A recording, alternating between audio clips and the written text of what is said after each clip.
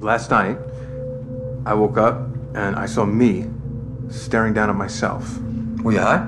I think it was a future me. Could something like that be possible? Time travel? It seemed like I was there to help me or warn me or something. Maybe it was an alternate self communicating with you from an alternate universe. Too ordinary, yeah, well, that's me. Highly evolved creatures living in the sky, taking an active interest in human welfare. Why would they? I think they feel sorry for us. Try to imagine it. Advanced beings living alongside humans throughout history. Watching our wars, our famines, observing our unbelievable cruelty, our unbelievable stupidity.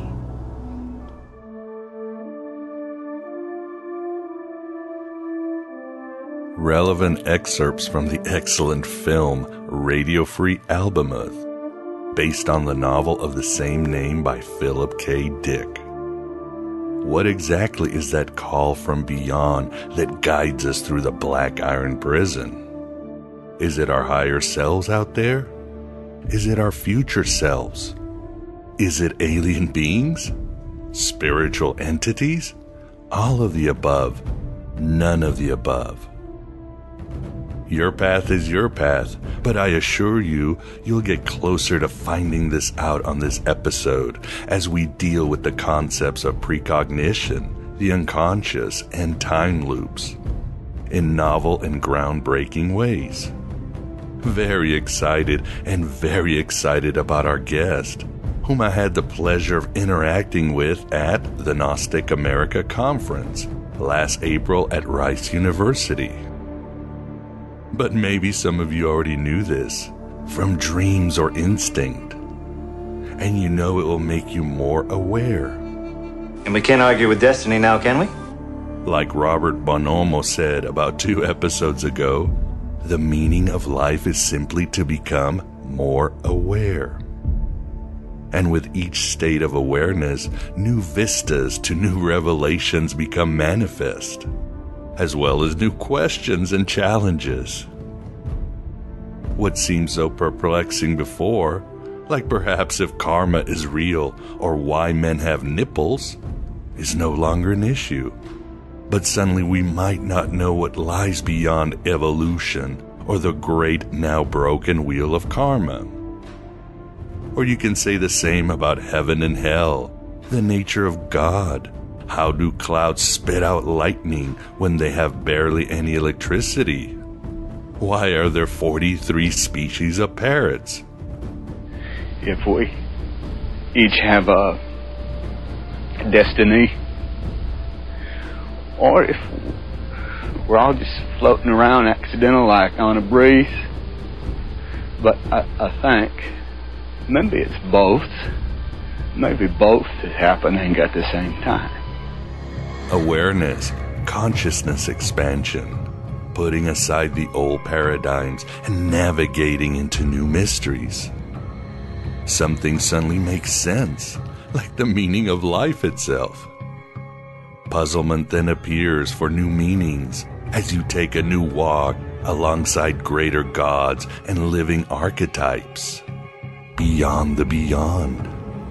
Awareness. The answer is out there, Neo.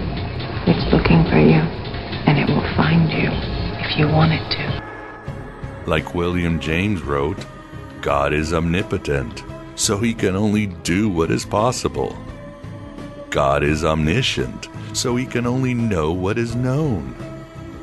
And I guess he's omnipresent, so he can only materialize where there is wholesale consent. I'm sure it's time to virtual signal, Yaldabaoth. 'Cause you the man, eh? I am the supreme being. I'm not entirely dim. But not us. We psychonauts and Mr. Robots and Pied Pipers at the gates of dawn. We will know the unknown and do the impossible and go where demiurges do not consent. Like Philip K. Dick, you will remember the future and know it's not the future at all, but eternity swirling all around. And here you are, getting closer. Where is here? For those who might not know, this is blasphemy. This is madness! AM by Gnostic Radio, an initiation by conversation into the dark corners of myth, magic, and meaning. A crash course in cult culture and conspiracy. A virtuous virus invoking and informing history, holiness, and heresy. Each week I, your host Miguel Connor, commandeers your connection to bring the most accepted and rejected scholars and provocateurs to your attention. Fun, compelling, and deeply weird, this is the blow-your-mind cocktail party conversation you always wanted to listen in on. But we're often too afraid to do so because Daddy Jehovah and Mommy Gaia said you should stay in your room of complacency, normality, and bigotry.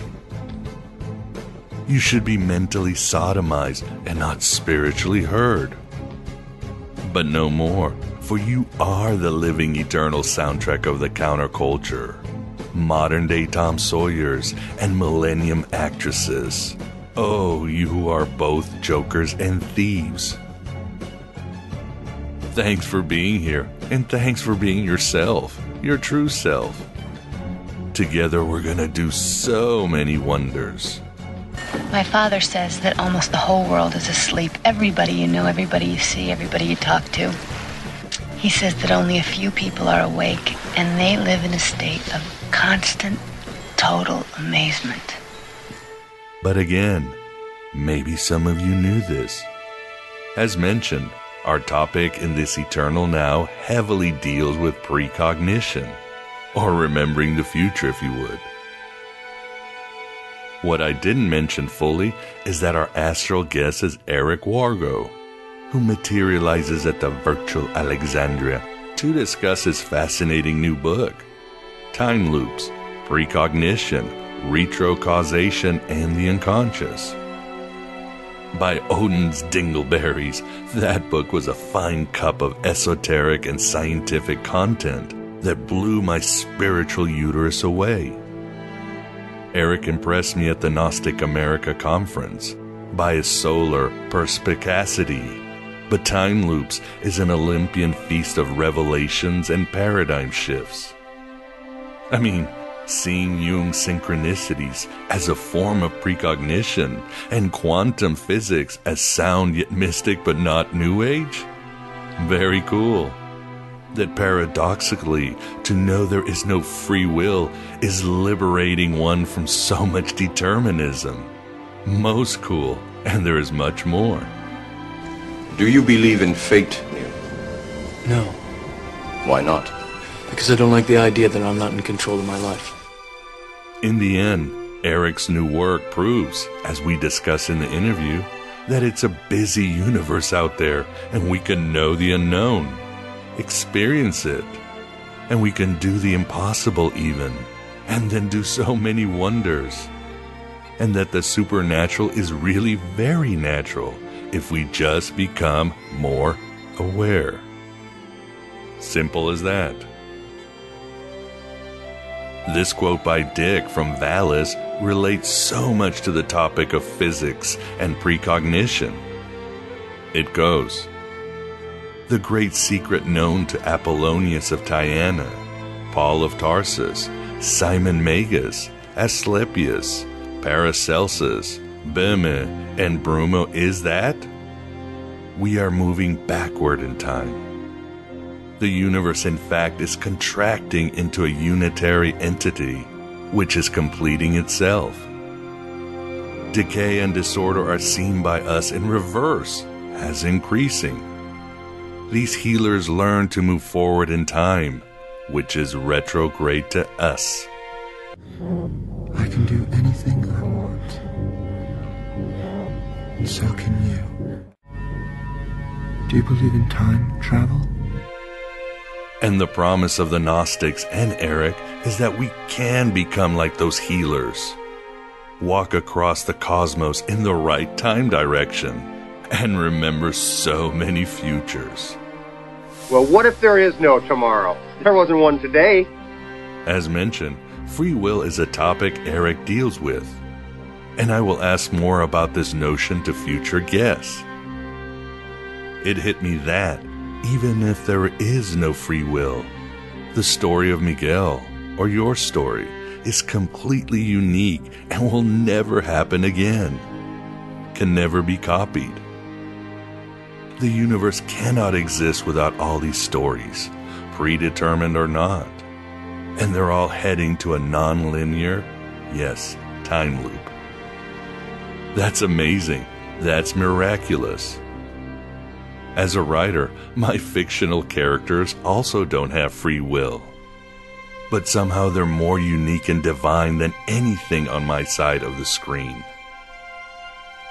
Guess they're all part of me, as the demiurge creator, trying to work things out in a very free will or free-willing way. All to become more aware. Free will, it is a bitch. Or maybe it's more like this other quote by Dick. It goes, "The great confrontation worthy of man is between tragedy, the classic and Greek victory by fate over man, and the heroic, modern and Faustian, the victory of man over fate. And this is achieved by collapsing time and space and meeting death now, on your own terms. Seizing it, not it you. You die, but it is your death, not death imposed on you in violation of your nature. It's logical outcome of what you are, not world and fate are." You believe a man can change his destiny. I think a man does what he can until his destiny is revealed. But enough of my drivel. Let us find out so much more in our electric interview with Eric Wargo. Write your own gospel and live your own myth, even if it's fated.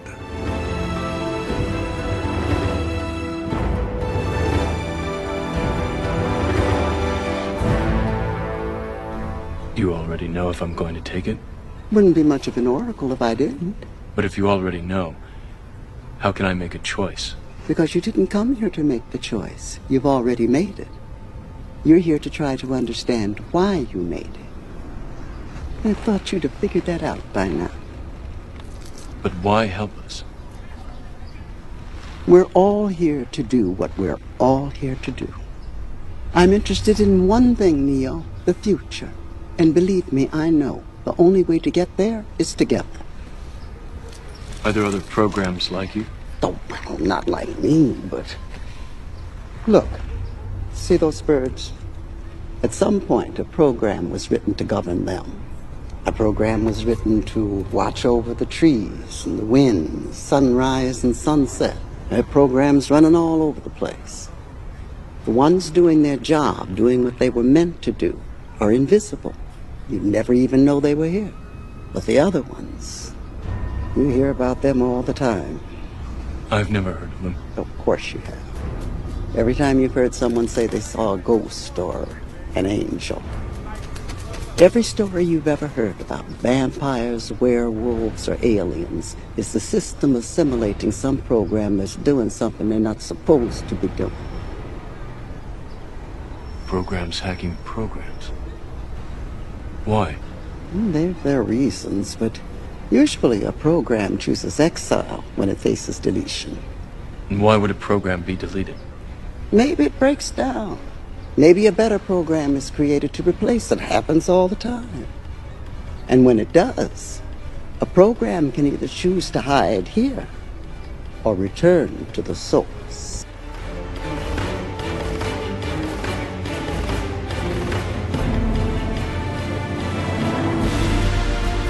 This is the Hey Unbiased interview, and with us we definitely have the pleasure of being joined by Eric Wargo to discuss his new book, Time Loops, Precognition, Retrocausation, and the Unconscious.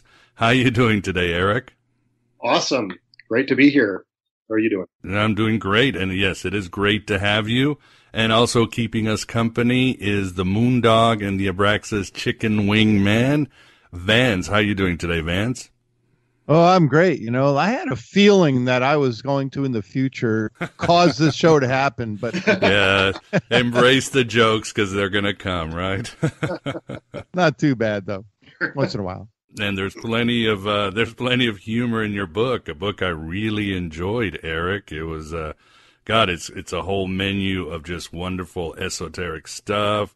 Sound data. It's just an excellent book. So maybe why don't we start with a little bit about yourself so the audience can get to know you? Tell us about yourself and how you came to write Time Loops. Wow. Well, that is a long, kind of meandering story, but it started. Honestly, it started oddly enough with a UFO sighting. Sounds Really? unrelated, but yeah, in 2009. In July of 2009, I saw actually 2 UFOs like about a month apart in the summer, and they weren't anything spectacular. They were just kind of lights in the sky kind of thing. Nothing close encounter, or they were close encounters of the first kind, I guess, or something like that. The scary kind. Not non-scary kind. Just kind of like, yeah, okay, that's weird. Those are weird lights. What does that mean? But that got me reading, the literature on ufology. It's something that I'd been dimly aware of for all my life, and vaguely interested in, but not I didn't really know anything about it. And so that got me into the literature, and ultimately anyone who goes down that path winds up reading Jacques Vallée, and realizing there's like this really interesting connection between UFOs and ESP, and there's like and the personnel involved in studying these things really overlaps, and that just kind of led me down the path to studying parapsychology, actually. So it was sort of via UFOs, weirdly, that got me into studying reading about parapsychology and learning more about it, and practicing remote viewing and that whole thing, and it was that's sort of the path that led me to studying this really interesting question of precognition and the evidence for it. And at the same time, as anyone who goes down that path of investigating psychic phenomena in their own life, they wind up experiencing it in really profound ways. We call them synchronicities, whatever. I was noticing, I'd studied my own dreams my whole life, simply because I had a long-standing interest in psychoanalytic theory and so forth. So I'd been recording my dreams for years. But now that I was attuned to the question of precognition, I was noticing, oh my God, I'm having regular precognitive dreams, and something I never had even noticed before, because I didn't go back to my dream records like within a day or two afterwards to kind of like correlate them to things going on in my life. But when you do that, it's really striking. So yeah, it became a very kind of personal obsession, I guess, over the past nearly a decade. And so, yeah, so that, and while I was blogging about it, sort of developing my ideas on my blog, The Night Shirt, and then that sort of evolved. And then Patrick Huige of Anomalous Books kept, saying, you really need to turn this into a book. You need to do a book on this. And so I that's what I've been doing on my weekends the past 3 years is putting my thoughts into this book. Glad you did. And you write in your book that if you have one takeaway of the entire book of so much wonderful information, is keep a dream journal. And that's right. It. And in fact, you said precognition kind of told you how to write this book years ago. Yeah. No, there's I didn't want to do the sort of usual thing, which was just sort of talk about my own precognitive dreams and my own precognitive experiences, because that's often not as compelling to people. I really limited the book to public, published sources and well-known historical cases and whatnot. But at the end, in my postscript, I do talk about a dream that I had in 1999, which uncannily pointed to the completion of this book, 18 years later.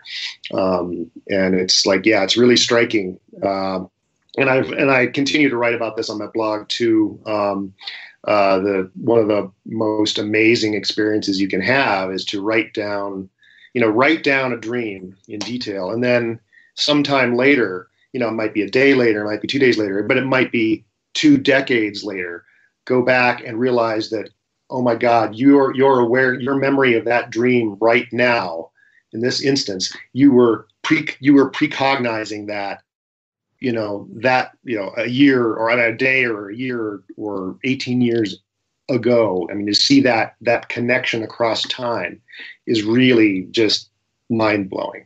I mean, it's a gnosis, as I say in one of my recent. Yeah, and you quote the Gospel of Thomas. It really comes together well. And when you do a dream journal, do you just write it down in pen and paper in the morning, or do you actually sit in your computer and say, "This is what I dreamed"? I know people do it differently. Well, ideally both. And for you need to have the pen and paper by your bed. That's number one requirement. You've just got to be able to, roll over, even jot down a few words, that will jog your memory later, because dreams are just incredibly evanescent. It may seem like the most vivid and amazing dream, and as you're laying there sort of half awake, and think, oh gosh, I'm not going to forget that, and believe, in a half hour it will be forgotten. Yeah, exactly. And so you need to at least jot some notes, and having those notes will then kind of serve as the scaffolding for writing it down in more detail later in the morning when you have time, and that's the problem. I mean, a lot of people don't have time. Like these days, honestly, I'm so busy, I don't have the time to transfer most of my dreams to my electronic dream journal, which I did do for off and on. I'd go through periods when I was sort of lazy about it, but off and on, I did it for 2 decades pretty much. Writing detailed dream records in a Word file that I just kept open on my computer at all times, and that is, it's immensely valuable then to have something like that to go back to later, which is what I found with that one dream that I mentioned, that, I had no way of knowing it was going to precognize completing a book that at that point was not even a glimmer in my my eye.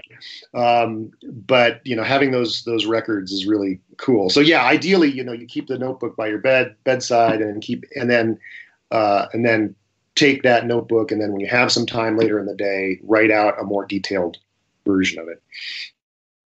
Good advice. And before we really get into your book, I wanted to ask you about the Gnostic America Conference. You gave an excellent paper on H.R. Geiger, and it really tied in well with the whole subject of the archons that was prevalent at the conference. Really worked itself in really well. So, and I feel this really needs to be down in audio somewhere, because it was just excellent. So tell us a little bit about your paper on H.R. Geiger and the archons. Yeah, well,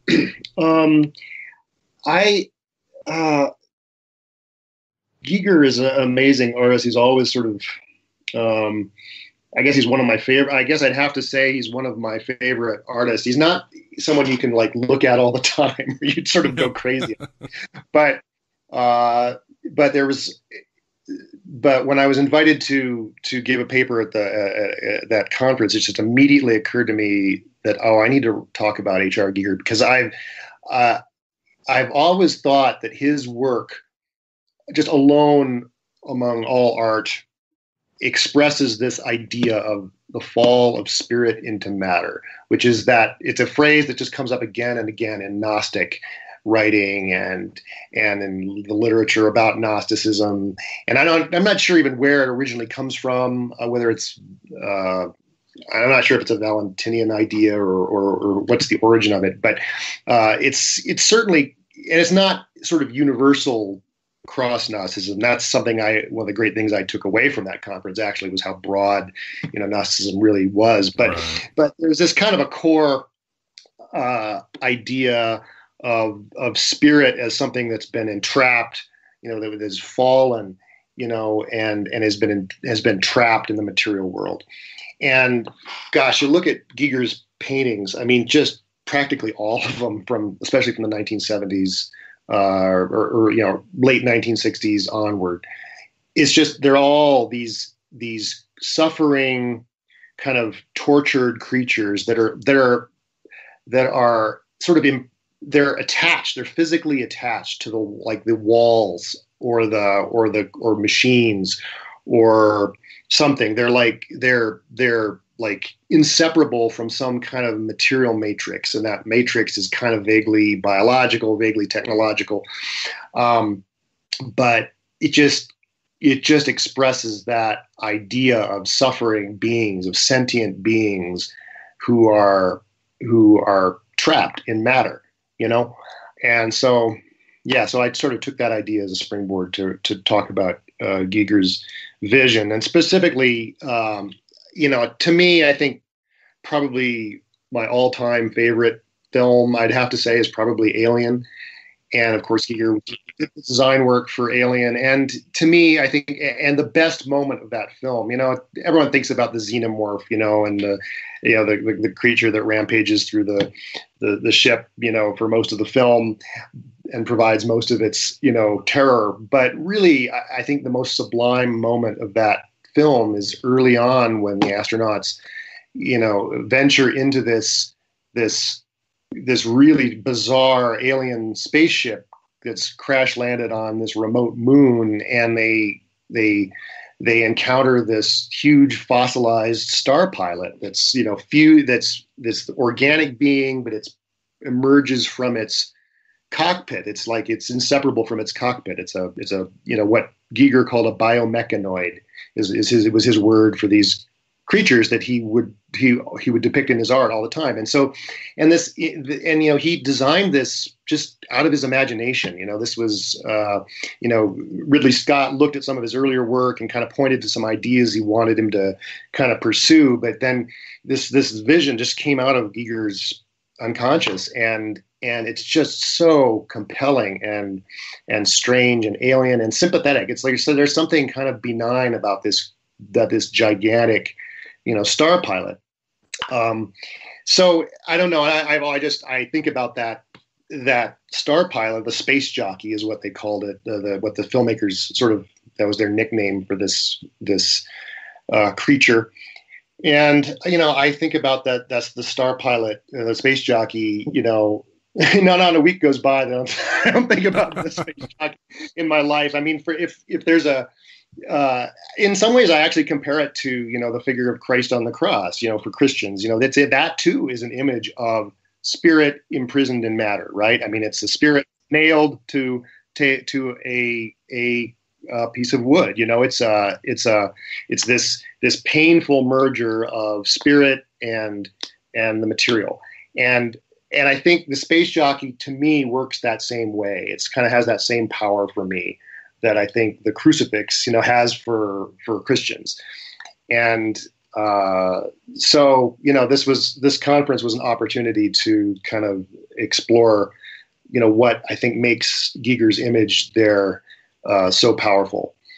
And the point of the argument of my paper was that this is kind of Giger's work expresses this idea of fall of spirit into matter, but it's kind of doing it in this interesting way. He's kind of flipping the historical dimension. He's almost presenting it as a warning for our future, not something that happened in our past. And I see the space jockey as kind of a warning in a way for our human future as we become more dependent on technologies that sort of entrap our attention. One of the interesting things about the space jockey, he's staring into his cockpit. He's like, he died, eons ago as a xenomorph burst out of his chest, but he was still staring at his cockpit, and it's you kind of get that same, or staring at his instruments, his, whatever, it's a telescope or whatever it is he's staring into. It's like he couldn't take his attention away. And it's like, you kind of think of people, beguiled by their smartphones, walking around in a sort of zombie daze, getting hit by traffic as they're crossing the street. It's a fatal attraction, really, to our technology and our devices. And so, I think that there's a kind of warning in that image. Oh, very much. Yes. Yeah, I'm sorry? So that was the basic thrust of my... Yeah, it was, very powerful. Like you said, it's man fallen into technology. It's the transhumanism and what can go wrong, or what will probably go wrong with transhumanism. And even I remember one part of the paper you talk about how then Ridley Scott sort of dropped the ball in Prometheus, because then we find out these guys really aren't that dependent. They're not half machine, half alien or God or whatever. They're just sort of humanoids going about their days. Yes, absolutely. I was, when that movie came out, I was it just felt like vandalism. It felt like this image that this really intensely interesting and difficult image that Giger had created was just basically run roughshod over by some young screenwriter who didn't have that context of I don't know how, I'm saying young, I don't know how old he is, but didn't have that context for what a sublime image that is of both alienness and of our post-human future and so forth, and just decided, well, it's too hard to tell a story about creatures like that, so let's just make that a suit and put these pale, buff, pale guys inside. It was so disappointing, and I think Ridley Scott himself was just basically going with whatever script was handed to him. I don't think he really just dialing it in. Huh? Yeah, he was kind of phoning it in, I think, and so I sort of blame the screenwriters for that aesthetic choice to kind of basically completely trash Giger's original vision for that creature. And it should be noted, of course, that if you look at some of his other art, as some other people have pointed out, you have these female Sophianic figures attacked by technology or brought down by technology. So the sort of Gnostic Gnosis impulse is in his art. But, I mean, Absolutely. As far as we know, he was influenced by the occult, right? Yeah, he was. He definitely sort of explicitly was interested in Crowley and Eliphas Levi in the late, I guess it was late 60s, early 70s. And he did some sort of ritual magic kind of, but he wasn't very serious about it. I mean, he and his friends, did some ritual workings, but they were really kind of more like art happenings. They weren't, I don't think he was that serious about the occult. He was just, I think he kind of liked the imagery, really, is what I suspect. And he liked the ideas. He doesn't, from what I know of his biography, he was not like a super overtly, I don't know, esoteric or spiritual person. I think he was kind of a typical kind of, Central European atheist, basically, but so those images just came out of his tortured unconscious. I think that's why I kind of suspect that he liked the imagery and the evocativeness of the occult more than anything else. But I can't say that confidently because I don't know enough about his biography. But that's what I sense. And I love how you say the xenoform leaving his chest is like the Ouroboros being freed. What's best of us is gone. So you had your own very cool symbolical takes on it. Yeah.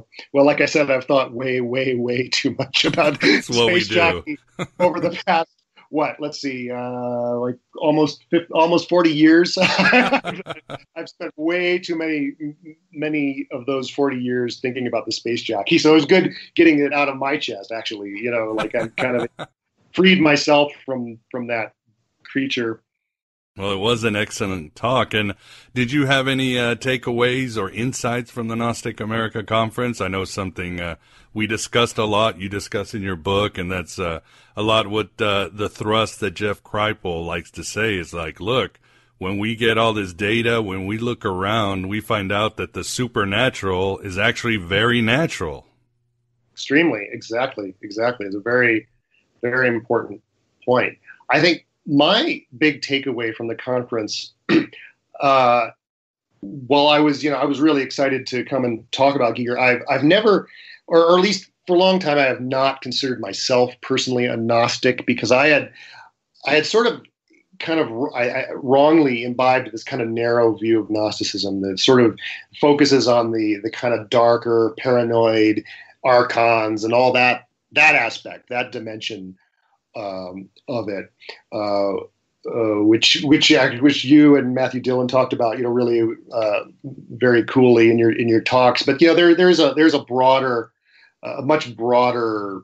It really is a rubric that covers a much broader spectrum, I think, of spirituality, and April DeConnick's work is just so brilliant. Her book, The Gnostic New Age, and then she gave one of the opening talks, just really putting in context these beliefs and just showing what a broad and very and how subversive, this broad collection of movements and ideas, but was in the ancient world and continues to be, as it's sort of been transmitted to modernity, in various sort of fashions. And so I think my big takeaway was that, it's not just, Gnosticism isn't just archons and that kind of dark vision, but it really encompasses a lot more of what I would call the Hermetic, tradition. I think somewhere along the line, I sort of got this idea that the Hermetic tradition was, kind of the antithesis of Gnosticism. But no, I mean, they're really all part of the same thing. And actually, the other, actually what I wound up doing when I came back from the conference, oddly enough, was I wound up reading a lot of Emerson. That he was, Ralph Waldo Emerson was hugely important to me back when I was a teenager, actually. And I've always loved his essays. But Gregory Shaw gave this wonderful talk. I don't know if you remember, at the conference. Emerson, and I just thought, God, yeah, I love. I mean, that's what speaks to me so powerfully. That American, this indigenous kind of American Gnosticism from the Transcendentalists. And so, God, I went on this Emerson binge when I got back from that conference because of Greg Shaw's paper. I just, that really reconnected me to the kind of Gnosticism that I really resonate with. That it's much more, it's not much more positive. It's not really about being imprisoned in the material world, but embracing the material world and kind of working within it, and I think that's more speaks to where I'm coming from. Right, yeah, between H.R. Geiger's Space Jockey and Emerson, I think we've got a good balance of what Gnosticism is. And what I told Greg, I said, it was Emerson who said, man is God in ruins. So it's, but that doesn't have to be a bad thing. It's just, it is what it is, right? Oh, that's a great quote. Yeah, that's, Matt, yeah, wow, what a great quote. Yes, that's perfect. Yeah, he was a totally great palate cleanser from thinking about Giger for. Well, good deal. Yeah, it was a great conference, great papers, and I still hope to keep getting some of this out on audio for the audience and for individuals who weren't there. So it was just really good stuff. But let's get to time loops, and I guess I'll just come out with the question because you offer so many insights and you expand on the concepts in a really wonderful way. So tell the audience or tell me, what is precognition as you've discovered? Yeah. Precognition is kind of a broad category that encompasses a lot of more specific terms, but basically in general, it just means either knowing or perceiving or being influenced by the future in some way other than simple inference, or simple, the way we might predict, events happening in the future just by inferring based on what we know from the past. So, and often it's hard to tell, what's the difference between, real precognition and something that's more mundane. But so it's a very general term that means basically being influenced by the future or knowing the future or seeing the future. Now it encompasses some more specific terms like presentiment. Specifically means being sort of feeling the future or having your behavior influenced unconsciously by experiences in your future. And that's probably the most interesting body of research, I would say, on precognition in the last couple decades is research on presentiment by people like Daryl Bem at Cornell University and Dean Radin. They've done amazing work, showing how our autonomic responses and just our behaviors can be influenced or primed by events that haven't happened yet. And it's just fascinating stuff. There's also the term premonitions, which a lot of people are familiar with. That kind of tends to have a connotation of getting like a forewarning of something bad that's going to happen, like a death or an illness or a tragedy of some kind, in a dream, for instance, or a vision. And then there's the term prophecy, which is kind of that sometimes has a kind of religious connotation, but not necessarily. It sort of means, speaking or writing something that's predicts some future event. So I sort of use the term broadly to talk about literature. For instance, a lot of writers are prophetic. So sort of telling the future. I think that's prophecy. That's kind of what it means is sort of telling the future. So there are like multiple terms that sort of fall under that larger rubric of precognition. And my argument that I'm making, though, although cognition, that term cognition tends to have a connotation of consciousness, of being aware of something or knowledge, I'm actually arguing that precognition always operates unconsciously, and that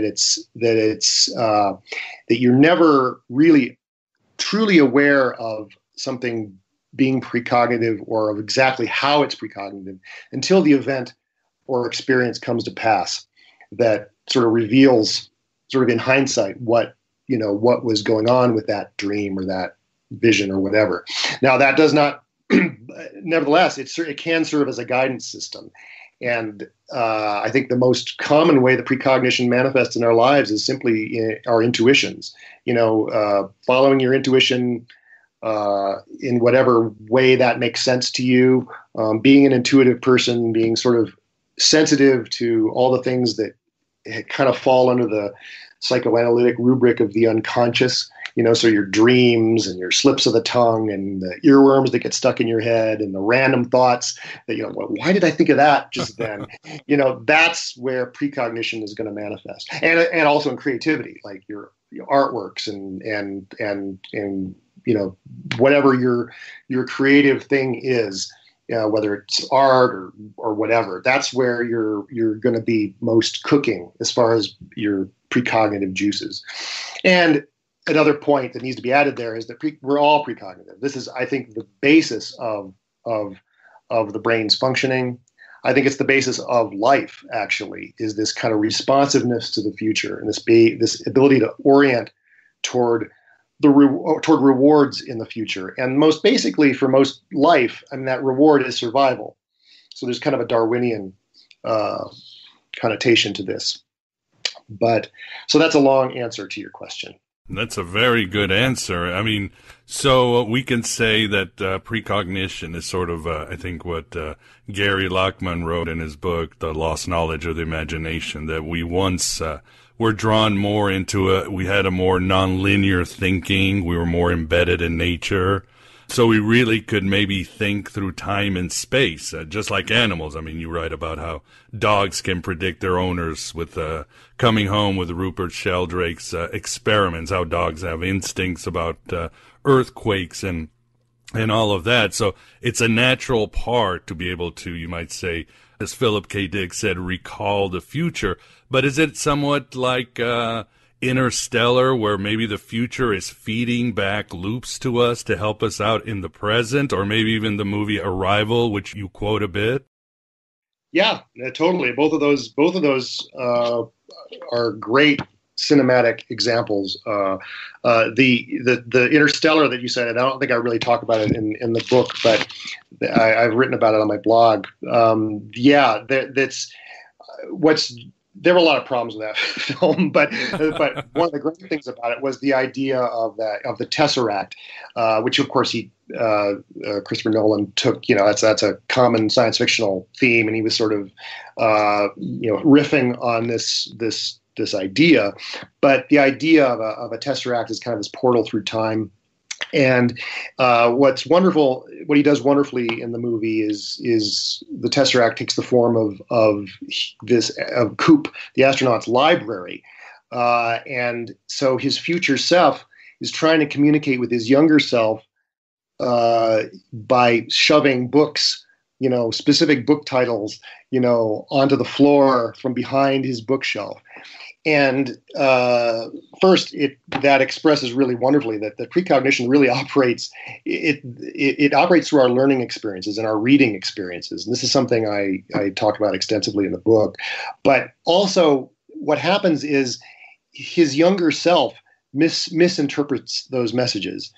His older self is trying to say, "Don't go on that mission. Don't go on the mission, into the wormhole, because it's going to end up sadly, but his younger self can't possibly do anything different than he did. And in fact, he misinterprets that attempted communication in precisely a way that will lead him to do what his future self was warning him not to do. And while it seems like, well, that's just a clever, neat literary device, that actually is the way it works. And I show many examples in my book of exactly that kind of logic, where kind of from this kind of older, more mature vantage point, a person has this experience that's very unsettling, very troubling, and it involves regret about their past actions. And they remember how their earlier self precognized that later moment, but they misinterpreted it, and so they wound up doing exactly what led to that later regret. The example of Sigmund Freud is an example I spent a long time with in one chapter of the book, because he's a very striking example. But there are a lot of other examples. Prophecy is always self-fulfilling, and you're not going to escape that time looping logic with this stuff. Nevertheless, there are ways in which it is definitely useful. It's not like a trap or something negative. It orients us towards rewards that occur in the context of surviving close calls and surviving perilous situations. So it's a very useful faculty, but it's not what people generally think. What they think of precognition is, I'm just going to get rich on the stock market or something. No, that's not the way it works. But that's kind of a roundabout, looping way of trying to answer your question about, Interstellar. That's what we were talking about.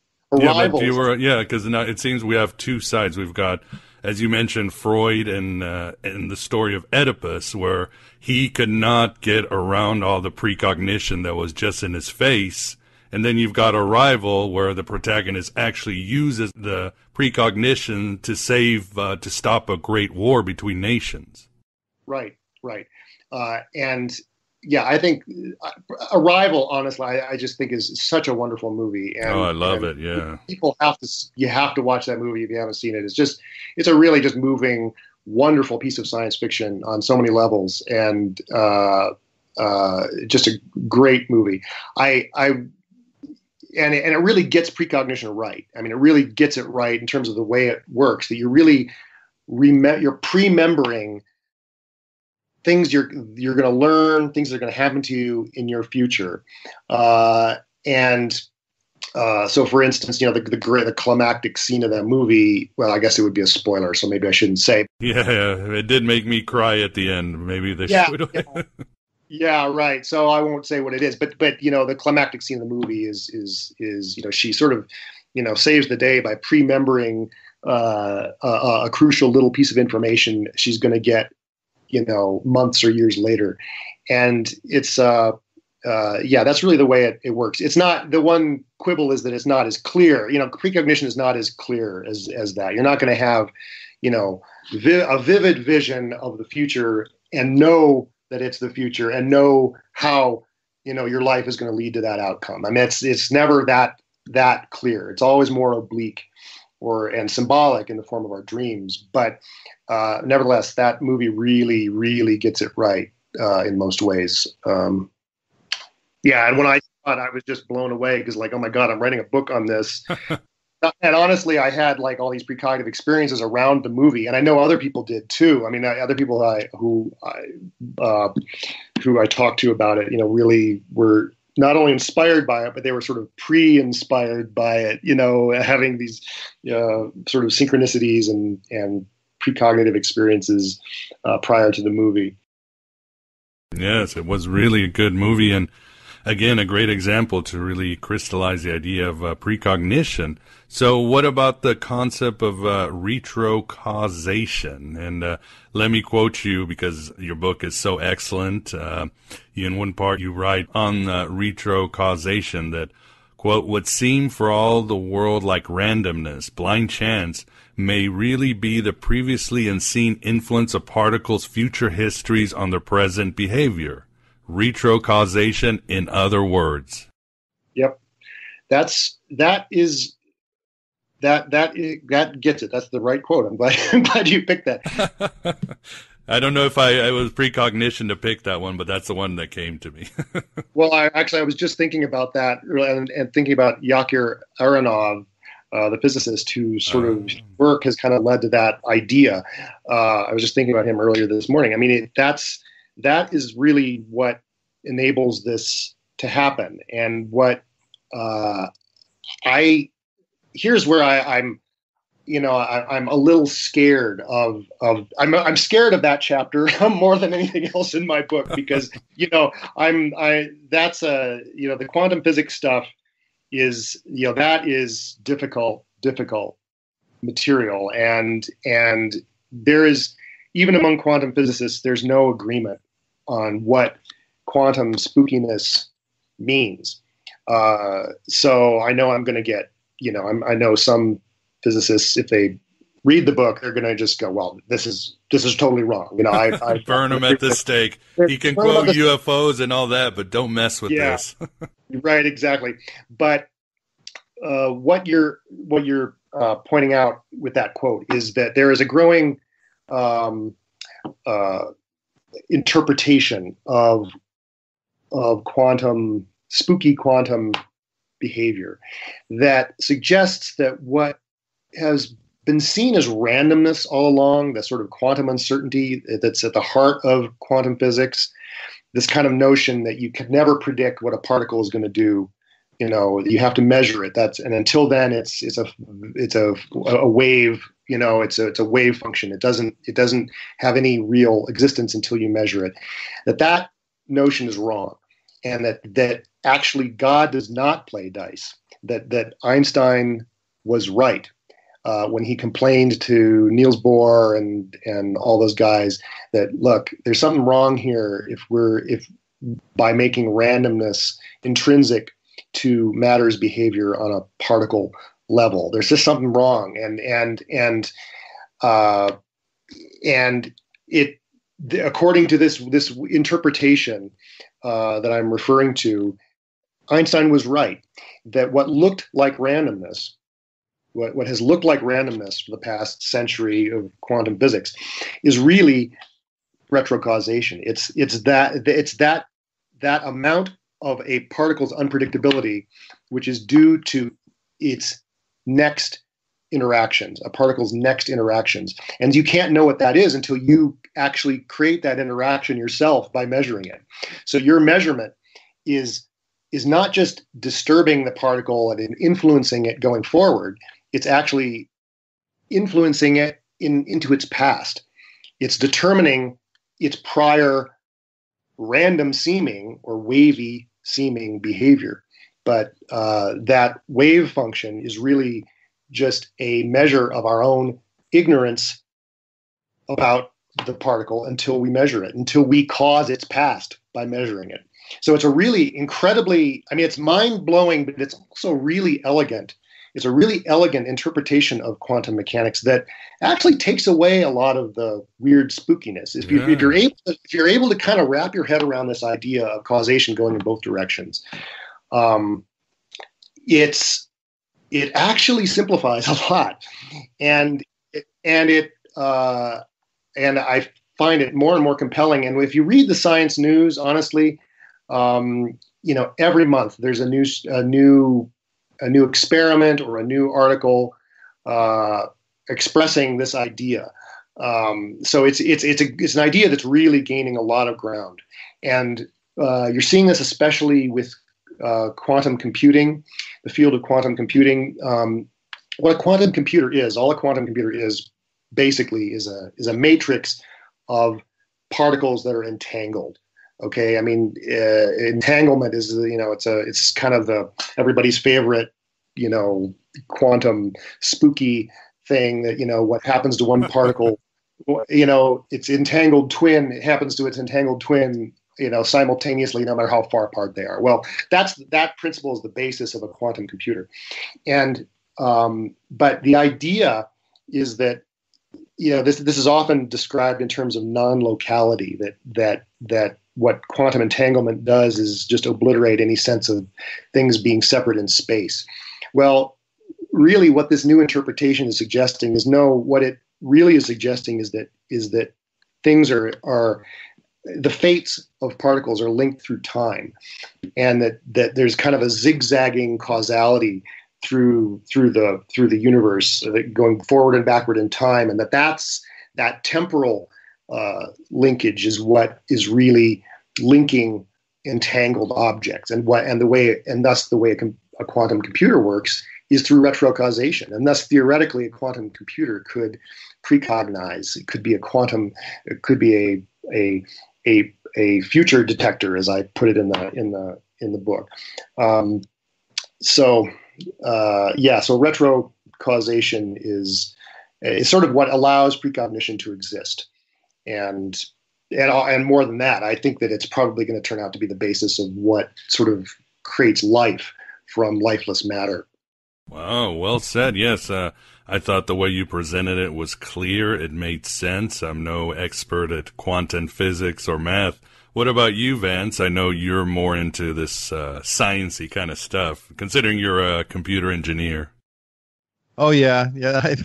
I'm familiar with it. I don't know too much about the quantum computing realm. I know it's in its infancy and so forth, but I have a simple way of thinking about it, which is has to do with multiverse theories.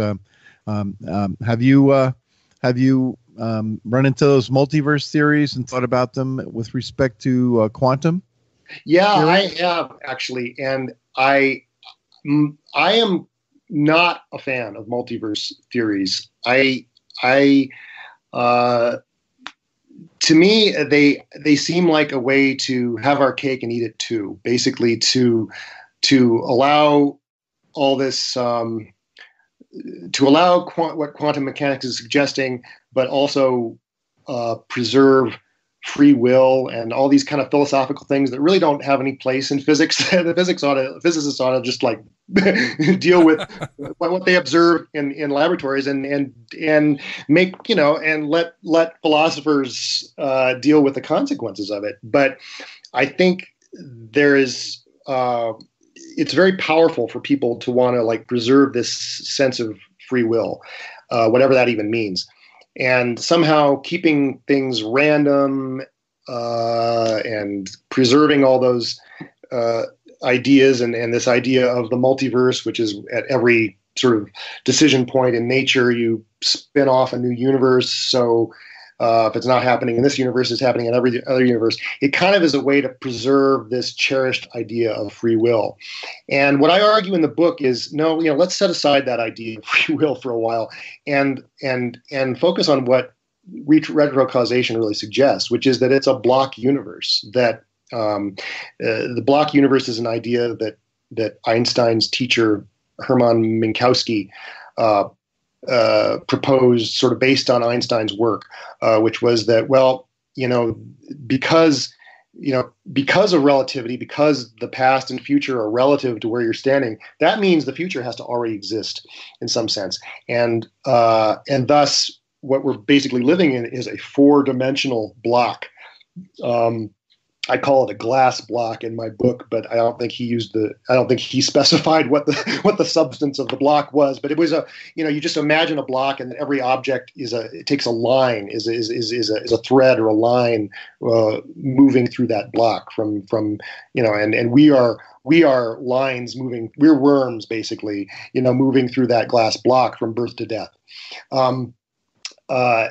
That idea is very scary to some people because then what about free will? What are we going to do about free will? Well, I'm suggesting let's set aside the idea of free will for a moment and just see where this gets us, to think about the future as already existing and as influencing us right now. Because that, to me, I think is it more matches precognition as it seems to exist both in the laboratory and as people experience it and have experienced it throughout recorded history. It seems to point, it points not to possible futures. And this is where I disagree with a lot of current parapsychologists who, want to preserve that free will thing. And they talk about precognition of possible futures. Well, I think that the evidence points strongly in the opposite direction, that precognition really orients towards actual, already existing futures. That they could even be years or decades in the future, and that just is inconceivable in a sort of multiverse universe, I think, or a kind of the butterfly effect universe where of action can have multiple paths leading from it. So I think the idea of possible futures just doesn't jive with the data, I don't think. So that mean that you are predeterministic? Yeah, I am actually, and I don't have any trouble with that, honestly. And it's an interesting question. When I started writing about this stuff a few years ago, I had a very knee-jerk reaction against determinism of any kind, and I rejected it. But the more I thought about it, the more I kind of got over that. And I think one of the things that helped me get over it is that my own personal sort of spiritual tradition is Zen. And, Zen, a Zenist would say, the whole idea of free will is just a bit of baggage, just a lot of baggage we're carrying around with us, thinking about our free will versus not free will, and all that. And it's actually liberating to stop thinking about that totally, to just get rid of that question.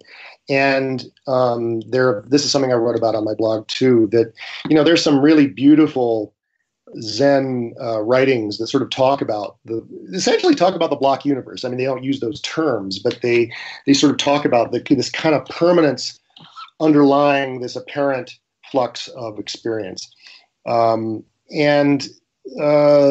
There's a couple famous kind of Satori experiences of Zen teachers that kind of point to that idea of this kind of underlying permanence of things. And I've had my own minor experiences like that point to the same thing, this kind of permanence underlying this apparent impermanence. And thus I'm kind of a lot more down with that idea. And it's actually even made me interested in going back and reading some of the the Calvinistic literature on right. It's like I always or Augustine or all of those guys. Yeah. Even the Gnostics were very predeterministic at times, the Manichaeans.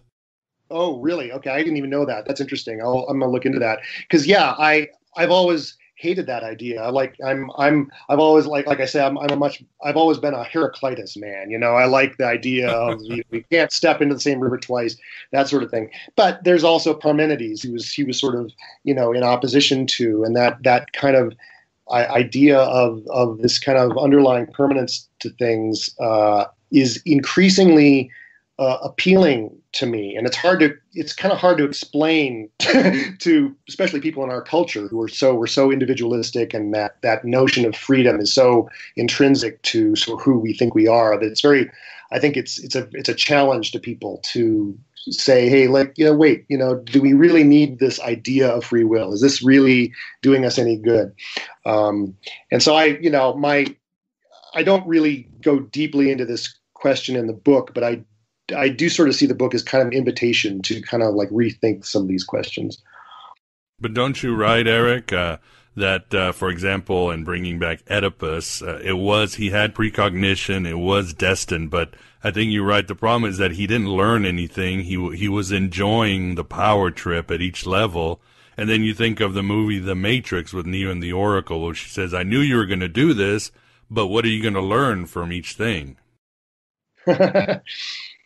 Right. Well, the question, when you really kind of reorient your thinking away from free will and the idea of learning lessons, you start to take a more spectatorial view on your life, and it becomes not a question of what am I going to learn, but kind of just waiting to find out what kind of person you are. Am I you kind of become more of a, kind of sitting back in the theater seat, with, eating your popcorn, kind of waiting, eager to find out how things will turn out in your life.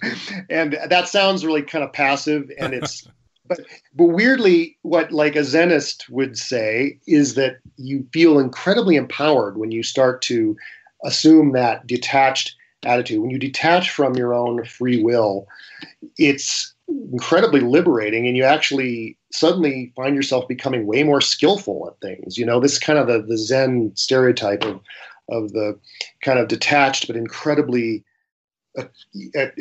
skillful person acting in the world, and really having exerting power in the world in a way that they didn't before. And that's definitely an experience. And I'm sure this is true of other spiritual traditions. I'm talking about Zen because it's my own, but you really have that experience of when you get rid of these baggage ideas, wow, you become much more effective and become much more, just a better, more likable, more, witty and able person. The less you're sort of attached to these ideas. So, you gotta step back again from this idea of free will and the ability to take our premonitions and just take a different course of action somehow, because, and this gets back to the multiverse idea that well, how could we have a precognitive dream of an outcome that doesn't actually occur in this universe? I don't think that's the way it works. I think that our precognitive dreams are not giving us warnings of things we could avoid. They're orienting us towards survival of a situation.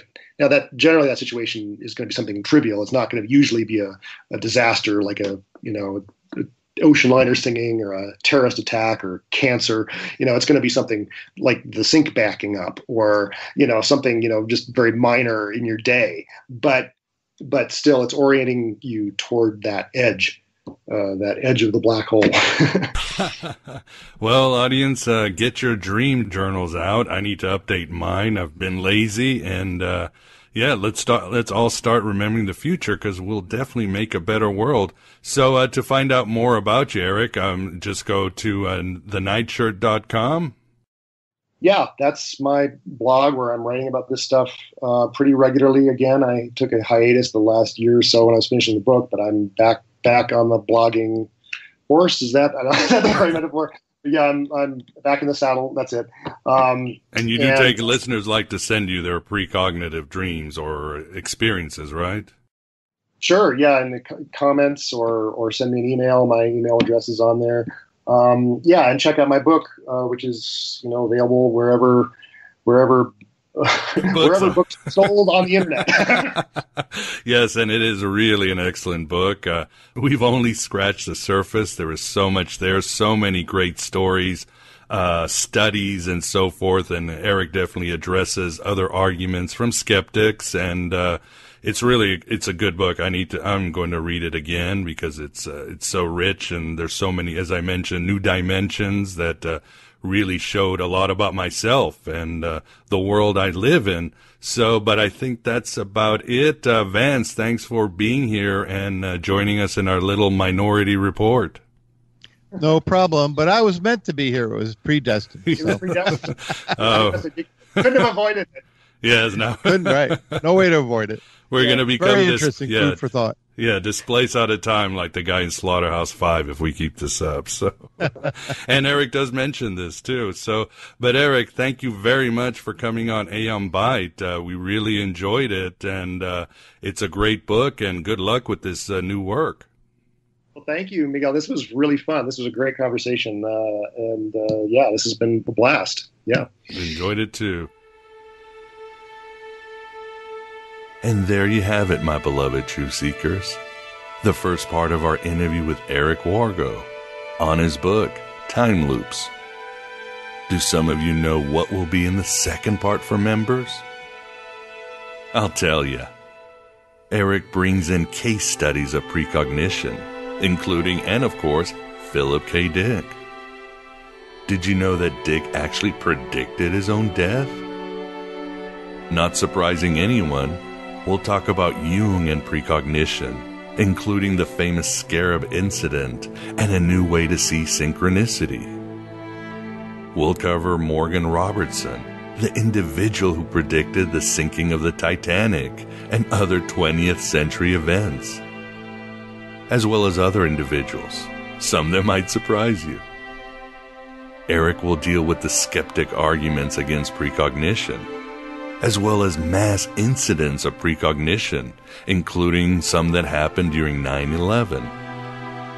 He'll share advice on tapping into your own aeon-giving abilities of precognition, and the strange but intriguing connection of addiction and precognition, and much, much more. For the second part, simply become a member or patron at Patreon. How to make this happen and keep this Red Pill Cafeteria open, just go to thegodabovegod.com.